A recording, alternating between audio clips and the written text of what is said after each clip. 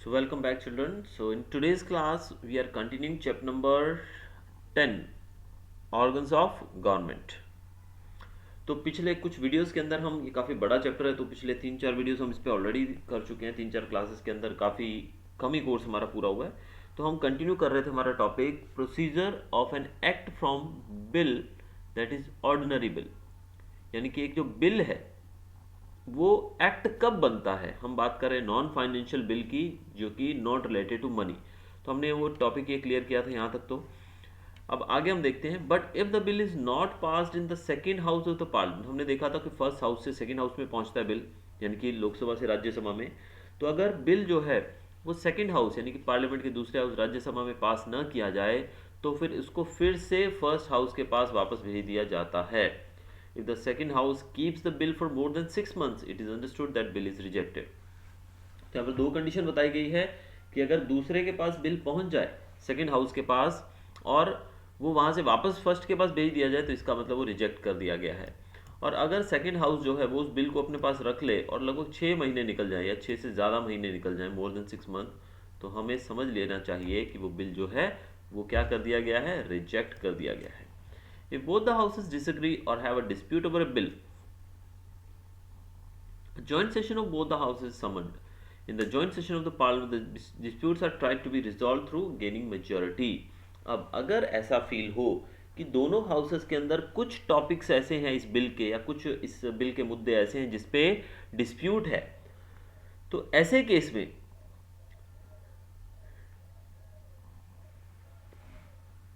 एक joint session बुलाया जाता है इनका, यानी कि लोकसभा और राज्यसभा का जॉइंट सेशन बुलाया जाता है, दोनों को एक साथ में बुलाया जाता है और उसके अंदर फिर मेजोरिटी लेने की कोशिश की जाती है। अगर किसी बिल के ऊपर ऐसा मतभेद हो और कुछ डिस्प्यूट क्रिएट हो तो फिर दोनों हाउसेस को साथ में बुलाया जाता है और फिर मेजोरिटी देखी जाती है कि अगर ज़्यादा लोग उसकी फेवर में हैं तो उसको पास घोषित किया जाता है और अगर ज़्यादा लोग उसकी फेवर में नहीं है तो उसको रिजेक्ट कर दिया जाता है। अब आगे है when a bill is sent for president signature there are 3 options with the president. अब अगर वो बिल दोनों हाउसेज में पास होता है तो उसको भेजा जाता है हमारे राष्ट्रपति के पास। अब राष्ट्रपति के पास 3 ऑप्शंस रहते हैं। पहला ऑप्शन कि वो बिल को साइन करके उसको अप्रूव कर दे कि भाई ये बिल एकदम ठीक है और इसको कानून बना देना चाहिए साइन करके। दूसरा, keeps the bill with him, वो बिल को अपने पास रख ले।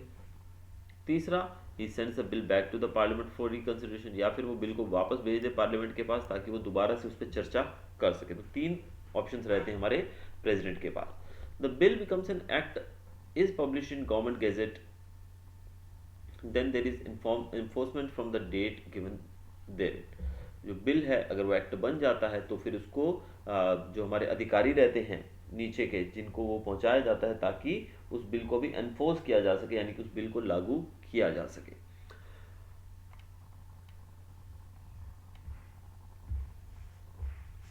अगला हमारा है topic when any bill to amend the constitution is presented in any of the house of parliament it has to be pass by majority number of the members of that house and by the 2/3 of the members present and voting।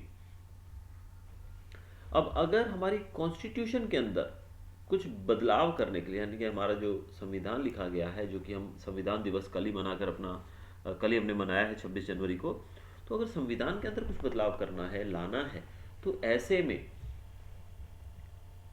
Parliament के house के अंदर उसको present किया जाता है और majority of number यानी कि जितने लोग हैं उसका मेजोरिटी अगर उसकी फेवर में है तो उसमें बदलाव किया जा सकता है।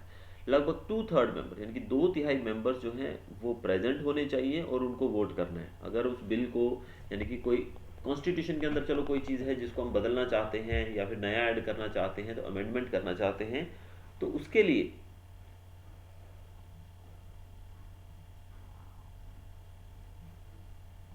वो बिल हाउस में प्रेजेंट किया जाएगा पार्लियामेंट में और मेजोरिटी यानी कि ज़्यादा से ज़्यादा लोग उसकी फेवर में हों, यानी कि उसको जब मेजोरिटी मिलेगी, ज़्यादा लोग उसकी फेवर में होंगे तो वो बिल पास हो जाएगा और लगभग 2/3 मेंबर वहाँ पर प्रेजेंट होने चाहिए और वोट भी उनके द्वारा किया जाना चाहिए। If a bill pertains to any matter related to the center or the state, it requires permission of more than half the legislative assemblies of the states। अगर वो बिल जो है वो केंद्र सरकार या फिर राज्य सरकार से जुड़ा हुआ हो तो फिर उसको परमिशन चाहिए लेजिस्लेटिव असेंबली के आधे से ज़्यादा मेंबर्स की, यानी कि जो मेंबर्स हैं लोकसभा के उसमें आधे से ज़्यादा मेंबर्स फेवर में हो इस बिल की बातचीत करने के, तब उसको प्रेजेंट किया जाता है। This will also goes through the same process as the ordinary bill. तो हमने पढ़ा था ऊपर वाला टॉपिक जो है उसमें हमने देखा था कि ऑर्डिनरी बिल जो है वो किस प्रकार से पास किया जाता है, और अब हमने देखा कि कॉन्स्टिट्यूशन में अगर अमेंडमेंट के लिए कोई बिल पास किया जाए तो वो कैसे किया जाता है। तो पहली बात तो हमने देखा कि उसको प्रेजेंट करने से पहले ही 2/3 लोग वहाँ पर प्रेजेंट होने चाहिए, और अगर वो किसी स्टेट या सेंटर से रिलेटेड है तो लगभग आधे से ज़्यादा मेंबर्स जो हैं वो उसको प्रेजेंट करने की फेवर में हो तो उसको प्रेजेंट किया जा सकता है। अगर ऐसा हो तो उसके बाद ये बात यहीं ख़त्म नहीं होती, उसके बाद फिर प्रोसेस, जैसे हमने ऑर्डिनरी बिल का प्रोसेस पढ़ा था कि वो पहले उसकी फर्स्ट रीडिंग होती है, फिर सेकंड रीडिंग, फिर थर्ड रीडिंग, फिर वो सेकंड हाउस में भेजा जाता है, फिर वहाँ से प्रेसिडेंट के पास भेजा जाता है। तो ये पूरा प्रोसीजर जो है फिर से किया जाता है। अब तीसरा बिल जो है हम पढ़ेंगे उसके बारे में यहाँ पर, मनी बिल। कौन सा ये? Money bill.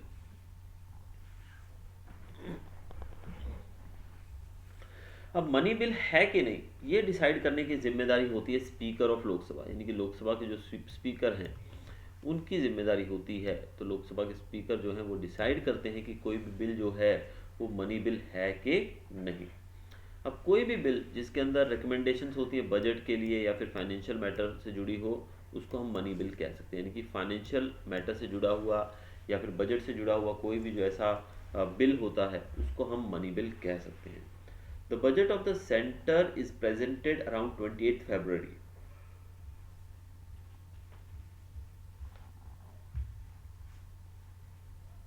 केंद्र सरकार का जो बजट होता है वो लगभग 28 फरवरी के आजू बाजू प्रेजेंट किया जाता है लोकसभा के अंदर, और इसको प्रेजेंट कौन करता है? हमारा फाइनेंस मिनिस्टर, यानी कि हमारे वित्त मंत्री जो होते हैं वो इसको प्रेजेंट करते हैं। और ये लगभग 28 तारीख के करीब, 28 फरवरी, जैसे कि आप जानते हैं कि हम जनवरी की 27 तारीख पे आज पहुंच चुके हैं, तो लगभग 28 फरवरी यानी कि नेक्स्ट मंथ आप समझिए कि हमारा जो बजट सेशन होगा और उस बजट के अंदर लोकसभा की मीटिंग के अंदर जो हमारे फाइनेंस मिनिस्टर हैं, वित्त मंत्री, वो अपना बजट प्रेजेंट करेंगे।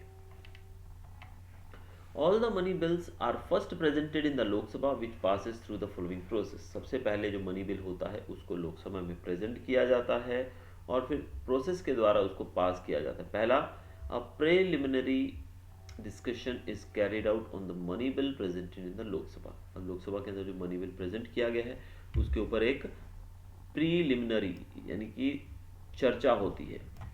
दूसरा, the expenses mentioned in the budget are discussed upon, the finance minister presents all the numeric details of the budget in the parliament. अब उस बजट के अंदर उस चीज़ की एक्सपेंसेस, यानी कि बजट जो है, कि बजट मतलब होता है कि देखिए हमारा सरकार जो है हर साल कुछ तय रुपए होते हैं वो खर्च करती है अलग अलग चीज़ों के ऊपर। जैसे कि अभी इस बार अगर बिल आता है, समझिए एग्जांपल के तौर पे, कि सरकार बोलती है कि इस बार हम भाई 500 करोड़ रुपए खर्च करेंगे शिक्षा के क्षेत्र में, या 2000 करोड़ रुपए खर्च करेंगे हम मेडिकल क्षेत्र के अंदर, तो वो सब चीज़ें यहाँ पर प्रेजेंट की जाती हैं। और एक्सपेंसेस जो है वो बताए जाते हैं, हमारे जो वित्त मंत्री हैं, जो फाइनेंस मिनिस्टर के द्वारा वो बताते हैं कि हम किस किस फील्ड में किस किस प्रकार से पैसा जो है वो खर्च करेंगे। Then all the ministers like agriculture minister, science defense minister, trade and business minister, human resources and resources department etc. put forth the demands in front of the Lok Sabha and then the voting is carried out to get permission of demands. अब ये तो budget present किया गया, इसके अलावा जो मंत्री होते हैं वो अलग अलग फील्ड से जुड़े हुए मंत्री, जैसे कि एग्रीकल्चर मिनिस्टर हो गया, खेती से जुड़े हुए, रोड ट्रांसपोर्ट मिनिस्टर हो गया, कोई भी अन्य मंत्री,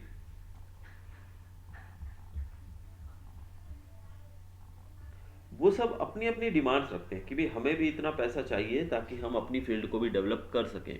अब उनकी जो डिमांड है वो सुनने के बाद पूरी लोकसभा जो है वो वोट करती है, वो बताते हैं कि भाई हाँ ये काम ज़्यादा ज़रूरी है या कौन सा काम ज़्यादा ज़रूरी है। तो जहाँ ज़्यादा ज़रूरी यानी कि जिस पे वोटिंग के द्वारा बताया जाए कि इसकी ज़्यादा मतलब ज़रूरत है, तो वहाँ पर फिर सरकार जो है यानी कि जो वित्त मंत्री है वो उस मंत्री को, उस मंत्रालय को उतना बजट पास करके देता है।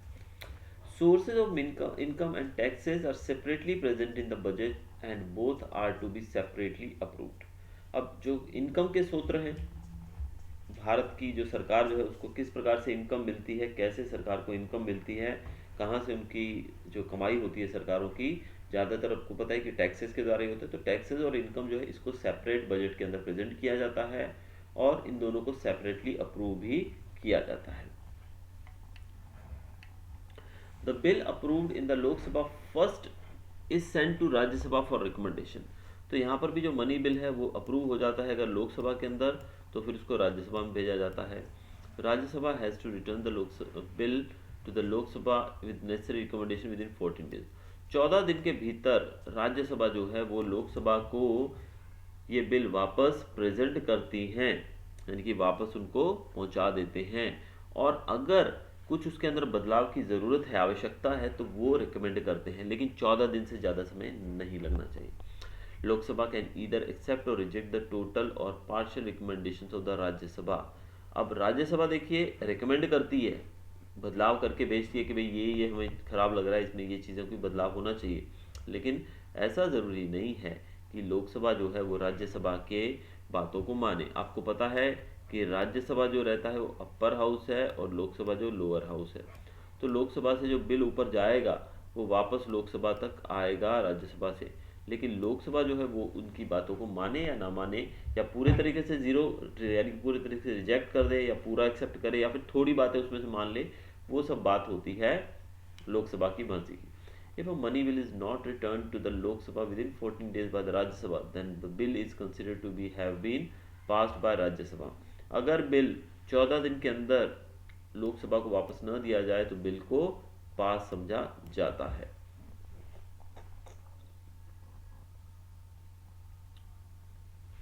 और अगर लोकसभा जो है वो रिकमेंडेशन, जो बदलाव राज्यसभा ने बताए थे कि ये बदलाव आपको करने हैं, अगर वो बदलाव जो करने हैं वो अगर राज्यसभा की बात मानकर लोकसभा वो बदलाव कर दे तो बिल को ऑलरेडी पास समझा जाता है। तो हमने देखा कि बिल जो है ज़्यादा पावर्स की बात करें तो लोकसभा के पास ज़्यादा पावर्स हैं, क्योंकि लोकसभा जो है उसकी मर्जी है कि वो राज्यसभा की बात माने या ना माने। But if the Lok Sabha rejects the recommendations of the Rajya Sabha and the bill is again passed in the Lok Sabha, the money bill is deemed to have been passed by both the houses of the parliament. Hence, in the matter of money bill, the Rajya Sabha has limited powers.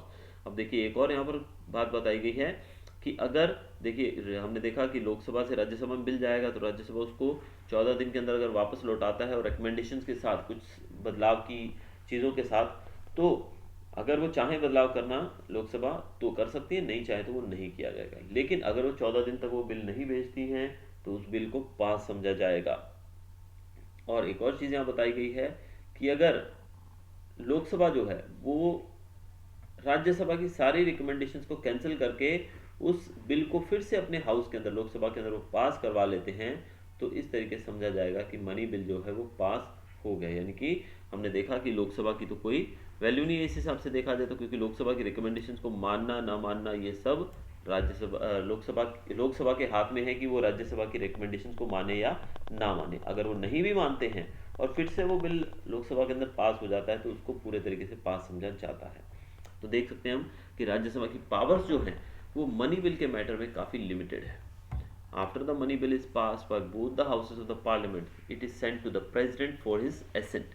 The president has to sign the money bill. If the budget is not passed in the house, then the government has to resign. Money bill जो है वो दोनों houses में पास होने के बाद भेजा जाता है राष्ट्रपति के पास। राष्ट्रपति उसके ऊपर अपने साइन करके उसको अप्रूव करता है। लेकिन अगर बजट जो है वो पास ना हो हाउस के अंदर, यानी कि लोकसभा के अंदर ही वो पास ना हो बजट, तो सरकार को रिजाइन देना पड़ता है, सरकार को अपनी जो गद्दी है वो छोड़नी पड़ सकती है। Apart from this, in both the houses of parliament the social, economic, political, defence and foreign matters are discussed. Parliament के अंदर इन सब मुद्दों के ऊपर भी डिस्कशन होती है। The Lok Sabha monitors and controls the working of executives, cabinet ministers and bureaucrats. जो लोकसभा जो रहती है वो सारे जो सरकारी अफसर हैं, मंत्री हैं, जितने भी बड़े ओहदे पे काम करने वाले अफसर हैं, उन सब के कार्यों को कंट्रोल करने का काम करती है Lok Sabha. It is the work of the elected members to see that the funds of the public are utilized properly. अब ये सब मेंबर्स जो यूटिलाइज मेंबर्स जो हम लोग चुनते हैं, जो लोकसभा के अंदर जो हम एमपीज को चुनकर भेजते हैं, जो मंत्री चुने जाते हैं, ये उनकी जिम्मेदारी होती है कि वो देखें कि जो पब्लिक का फंड है, जो फंड पब्लिक के द्वारा दिया गया है, यानी कि जो हम लोग टैक्सेस भरते हैं, सरकार का तो वहीं से गाड़ी चलती है ना सब, तो जो टैक्सेस हम भरते हैं वो पैसा हमारा ही है, तो पैसा जो है वो सही तरीके से यूज़ किया जाए, ये देखने की जिम्मेदारी रहती है लोकसभा की। Without the consent of the houses of the parliament, no new taxes can be levied or any improvement in the existing taxes can be done. तो बिना हाउसेस, यानी कि दोनों जो हमारे हाउसेस हैं, लोकसभा और राज्यसभा, इनकी मर्जी के बिना, यहाँ पर बिल पास किए बिना कोई भी नया टैक्स लागू नहीं किया जा सकता है। The houses of the parliament are called as the custodians of the public funds as it controls the functioning of the executive. अब जो हाउसेज हैं, यानी कि लोकसभा और राज्यसभा, इन दोनों को पब्लिक फंड्स के कस्टडियंस के रूप में कहा गया है, बताया गया है, कस्टडियंस ऑफ द पब्लिक फंड। क्यों ऐसा कहा गया है? क्योंकि ये एग्जीक्यूटिव जो नीचे उनके मंत्री हैं और बाकी जो ऑफिसर्स हैं, इनके काम को ये कंट्रोल करते हैं। तो अगर ये कंट्रोल ना करें तो पब्लिक फंड जो है वो ज़्यादा वेस्ट हो सकता है। लेकिन हम ये भी देखते हैं कि जो सरकारी नेता हैं, ये पब्लिक के पैसे पे कितना ज़्यादा इन लोगों को बेनिफिट मिलता है। जो इनकी गाड़ियां हैं, जो A to Z इनको जो पेंशन वगैरह मिलती हैं, ये सब जो हैं, ये सब हमारे पैसे से ही दिया जाता है। Besides this, the Parliament has the power to remove President, Vice President, Chief Justice of the Supreme Court as well as the High Court. अब इसके अलावा पार्लियामेंट के पास और क्या पावर हैं? ये प्रेसिडेंट को हटा सकते हैं, वाइस प्रेसिडेंट को हटा सकते हैं, chief justice of supreme court and high court, इनको भी हटाया जा सकता है पार्लियामेंट के द्वारा। फिर चीफ इलेक्शन कमीशन जो है, ऑडिटर जनरल और अटॉर्नी जनरल, इन सब को हटाया जा सकता है पार्लियामेंट के द्वारा। अगर इनके द्वारा किसी भी तरीके से कोई कॉन्स्टिट्यूशन के रूल को भंग करने की खबर मिलती है तब, या फिर इनके द्वारा कोई भी मिसबिहेवियर की जानकारी मिलती है, तो इन लोगों को हटाया जा सकता है। लेकिन इनको सिंपली ऐसे नहीं बोला जाता है कि भाई कल से आप नहीं आइएगा, कल से आपको निकाल दिया जाता है। इसके लिए एक प्रोसेस चलाया जाता है जिसको हम कहते हैं process of impeachment. Process of impeachment का मतलब हाउस के अंदर एक बिल पास किया जाता है और इस बिल के अंदर बताया जाता है कि ये व्यक्ति जो है, इसने ये काम गलत किए हैं, इसलिए इसको हम हटा रहे हैं। तो जब जो पार्लियामेंट के जो सारे लोग हैं वो अगर उसकी फेवर में वोट करते हैं तो उसको हटा दिया जाएगा, लेकिन अगर वो इस बात से सहमत नहीं होते हैं तो उसको हटाने की कोई ज़रूरत नहीं है, यानी कि वो हटाया नहीं जाता। यानी कि everything can be done with the help of parliament यानी कि लोकसभा के अंदर सब कुछ किया जा सकता है, लेकिन विद मेजोरिटी ओनली, मेजोरिटी के बिना ऐसा नहीं होता है। तो ये हमने देखा कि किस प्रकार से बिल से हम पास होते हैं। अब आगे हम देखेंगे legislature at the state level. अब हम स्टेट लेवल की बात करते हैं कि सरकार, हमने सेंटर में तो देख लिया कि लोकसभा होती है और राज्यसभा होती है, लेकिन हम बात करें अगर स्टेट लेवल की, तो वहाँ पर कौन कौन सी हाउसेज होते हैं। तो जैसे कि मैं आपको स्टार्टिंग ऑफ द चैप्टर ही बता चुका हूँ कि दो हाउसेज होते हैं, लोकसभा लेजिस्लेटिव असेंबली और लेजिस्लेटिव काउंसिल। जिसमें से लेजिस्लेटिव काउंसिल है वो हर एक स्टेट के अंदर नहीं होता है, लेकिन लेजिस्लेटिव असेंबली जो है वो हर एक स्टेट के अंदर होती है, क्योंकि असेंबली जो है वो लोअर हाउस है और वो हर जगह पर पाई जाती है। तो पहला हम टॉपिक देख रहे हैं लेजिस्लेटिव असेंबली। तो हर एक स्टेट के अंदर लेजिस्लेटिव असेंबली होती है और इसको लोअर हाउस भी कहा जाता है। दूसरा होता है लेजिस्लेटिव काउंसिल, जो कि अपर हाउस होता है और इसको दूसरा हाउस भी कहा जाता है। ये हाउस जो है ये हर एक स्टेट में नहीं होता है। जो स्टेट्स जहाँ पर लेजिस्लेटिव काउंसिल है वो है Bihar, Maharashtra, Karnataka, UP, Tamil Nadu etc. States have two houses. There the legislative council is the upper house and legislative assembly is the lower house. ये upper house है और ये lower house है। गुजरात स्टेट में सिर्फ एक ही हाउस है, हमारे पास लेजिस्लेटिव काउंसिल नहीं है। We are having only legislative assembly. Now various states have different numbers of members of the legislative assembly. As per the provision of the constitution, the minimum number of members of legislative assembly is 60 and the maximum is 500. The number of members of Gujarat legislative assembly is 182. अब हर एक state जो है उसके अंदर अलग अलग members होते हैं, नंबर ऑफ मेंबर्स, यानी कि जो लेजिस्लेटिव असेंबली है जो स्टेट की लोअर हाउस बोलते हैं जिसको, और दूसरा अपर हाउस होता है, तो इनके अंदर जो नंबर ऑफ पीपल हैं वो अलग अलग रहते हैं। जैसे कि गुजरात की बात करें तो हमारी लेजिस्लेटिव असेंबली के अंदर 182 मेंबर्स है, ये आपको याद रखना, वन वर्ड में पूछा जा सकता है। 182 मेंबर हैं गुजरात की असेंबली के अंदर, और वैसे मिनिमम जो होता है वो 60 होता है और मैक्सिमम 500, यानी कि किसी भी स्टेट के अंदर कम से कम 60 मेंबर होने चाहिए, 60 लेजिस्लेटिव असेंबली के मेंबर्स होने चाहिए, और ज़्यादा से ज़्यादा 500 होनी चाहिए, यानी कि 60 से लेकर 500 के बीच में हो सकता है। तो गुजरात के अंदर हमारे 182 है। अब हम बात करें qualification for membership of the state legislature. अगर आपको स्टेट में मंत्री बनना है, यानी कि आप एमएलए बनना चाहते हैं, तो उसके लिए क्या क्वालिफिकेशन होती है? तो सबसे पहली बात, भारत का सिटीजन होना चाहिए, सिटीजन ऑफ इंडिया। दूसरा, उम्र 25 या उससे ज़्यादा, और not in state of mind, यानी कि इनका मानसिक संतुलन ठीक होना चाहिए, किसी क्रिमिनल एक्टिविटी में शामिल न होना चाहिए वो व्यक्ति, वो इलेक्शन लड़ सकता है। अब हम बात करें टाइम पीरियड की।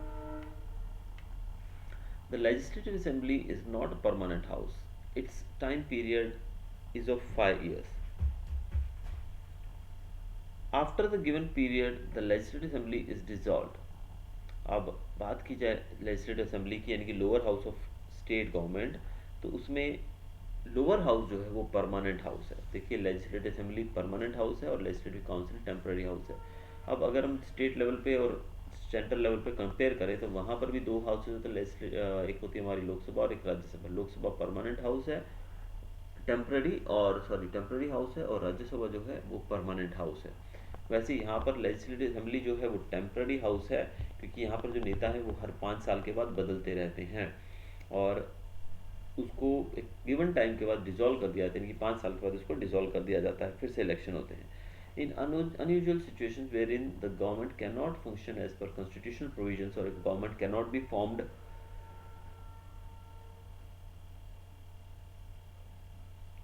then the governor can send a recommendation to the president of India to dissolve the government. अब देखिए, दोनों ही चीज़ें कंपैरिजन में हमको ज़्यादा समझ में आएगा कि वहाँ पर लोकसभा और राज्यसभा होता है, स्टेट के अंदर लेजिस्लेटिव असेंबली और लेजिस्लेटिव काउंसिल होता है। तो लेजिस्लेटिव असेंबली जो है वो लोअर हाउस है, उसके अंदर 5 साल का कार्यकाल रहता है नेताओं का, नेताओं को चुनकर हम लोग ऊपर भेजते हैं, और 5 साल तो वो लोग काम करते हैं, सरकार चलाते हैं।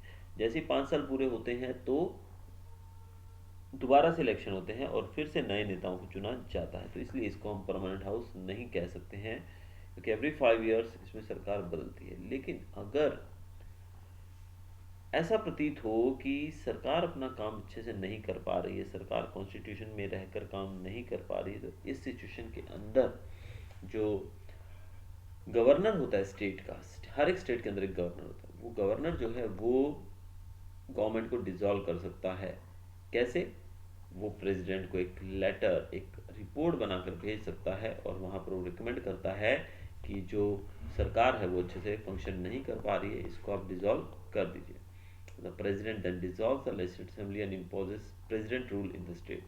तो इस सिचुएशन के अंदर जो प्रेसिडेंट है वो उस स्टेट की सरकार को गिरा देता है, उस सरकार को डिसॉल्व कर देता है, भंग कर देता है, और वहाँ पर प्रेसिडेंट रूल लागू कर देता है।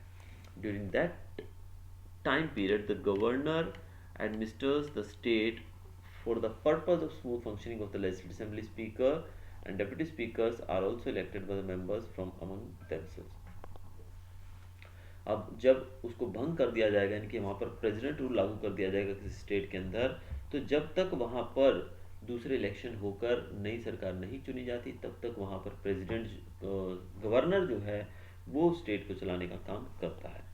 अब जो लेजिस्लेटिव असेंबली है उसका फंक्शनिंग अच्छे से हो, यानी कि जैसे कि हमने देखा था लोकसभा के अंदर भी स्पीकर और डिप्टी स्पीकर होता है जो कि उसकी फंक्शनिंग को देखता है, देख रेख करता है, वैसे यहाँ पर भी स्पीकर और डिप्टी स्पीकर को चुना जाता है मेंबर्स के द्वारा, ताकि इसकी फंक्शनिंग अच्छे से हो सके। अब हमारा टॉपिक अगला है, the members of the legislative council are elected from among the institutions of local self government. अब लेजिस्लेटिव काउंसिल की बात करें, हमने अभी तक पढ़ा किसके बारे में? लेजिस्लेटिव असेंबली के बारे में, यानी कि जो कि टेम्पररी हाउस है, जो नेता चुने जाते हैं। अब हम पढ़ेंगे लेजिस्लेटिव काउंसिल के बारे में। द तो लेजिस्लेटिव काउंसिल जो हैं इसके मेंबर्स जो इलेक्शन के द्वारा नहीं चुने जाते हैं, इनमें से लोकल सेल्फ गवर्नेंस के इंस्टीट्यूशंस के द्वारा, फिर ग्रेजुएट्स जो रहते हैं, teachers of secondary and higher secondary by electorates, इन सब लोगों को चुना जाता है। To be eligible as a member of legislative council the candidate should be of 30 years of age. अगर आप लेजिस्लेटिव काउंसिल के मेंबर बनना चाहते हैं तो उसके लिए पहले आपकी उम्र 30 होनी चाहिए, और दूसरा सिटीजन होने चाहिए आप इंडिया के। तीसरा, the legislative council is a permanent house. तो ये काउंसिल जो है ये परमानेंट हाउस है। जैसे ऊपर हमने देखा था राज्यसभा भी एक परमानेंट हाउस है, वैसे ये भी एक परमानेंट हाउस है। और इसके जो मेंबर्स है वो लगभग 6 साल के लिए चुने जाते हैं। हर 2 साल के बाद 2/3 मेंबर रिटायर हो जाते हैं, जैसे कि राज्यसभा में भी सेम था कि हर 2 साल के बाद 2/3 मेंबर्स रिटायर हो जाएंगे। A state has to decide whether to keep a legislative council or not.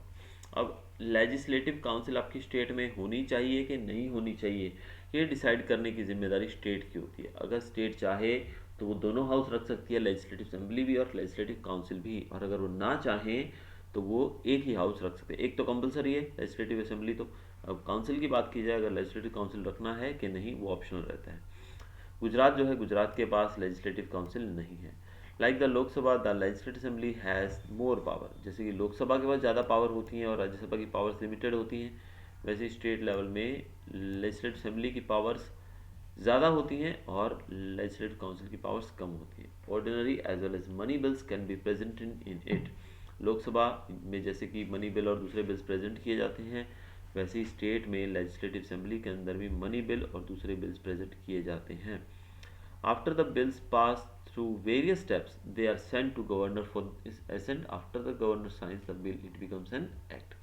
अब बिल जब है वो पास हो जाते हैं, बिल पास होने के बाद जो अलग अलग स्टेप, जैसे कि हमने देखा था फर्स्ट रीडिंग सेकेंड रीडिंग वगैरह होती है, वो सब होने के बाद स्टेट लेवल पर जब वो बिल पास हो जाता है तो उसको भेजा जाता है गवर्नर के पास। लेकिन हमने देखा था लोकसभा में जब बिल पास होता है तो उसको भेजते हैं प्रेसिडेंट के पास, वैसे ही यहाँ पर भेजा जाता है गवर्नर के पास, और गवर्नर के साइन होने के बाद ये बिल जो है वो लॉ बन जाता है, कानून बन जाता है। अब यहाँ पर दो चीज़ें मैं आपको जो क्लियर करना चाहूँगा कि यहाँ पर देखिए हमारी है स्टेट गवर्नमेंट और ये है हमारी सेंट्रल गवर्नमेंट। स्टेट गवर्नमेंट में सबसे ऊपर होता है हमारा प्रेसिडेंट, सबसे ऊपर हम लेते हैं हमारे प्रेसिडेंट को, तो प्रेसिडेंट जो है वो सबसे ऊपर गिना जाता है।